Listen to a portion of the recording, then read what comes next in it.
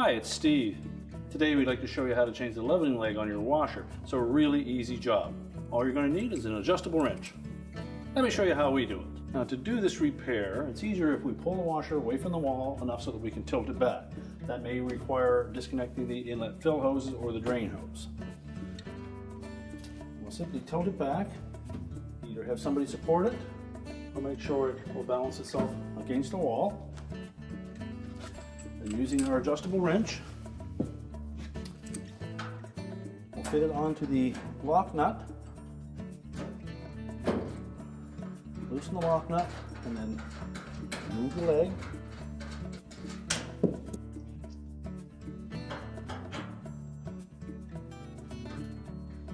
If yours is stuck on there, you may need to put some penetrating fluid on it, and that may require taking the front panel off by lifting the main top, removing the front panel, put a little bit of penetrating oil on the tops of the threads, let it sit for a couple of days, and then it should come out easily. Now, the important thing with the leveling legs on these washers is to make sure once you have the washer leveled, to spin that lock nut up the shaft of the leg, and using your wrench, tighten that nut against the base of the washer. That will keep it in place.